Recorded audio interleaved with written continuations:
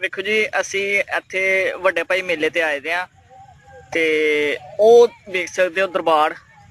ਉੱਪਰੋਂ ਅਸੀਂ ਵੇਖ ਰਹੇ ਸੀ ਕਿ ਇਹ ਭਾਈ ਉਹਨੇ ਸਟੈਂਡ ਕਰਦੇ ਪਏ ਨਾ ਤੇ ਇਹਨਾਂ ਨਾਲ ਅਸੀਂ ਆ ਕੇ ਗੱਲਬਾਤ ਵੀ ਕੀਤੀ ਆ ਕਿ ਇਹਨਾਂ ਨੇ ਵੀ YouTube ਦਾ ਚੈਨਲ ਬਣਾਇਆ ਦਾ ਤੇ TikTok ਤੇ ਵੀ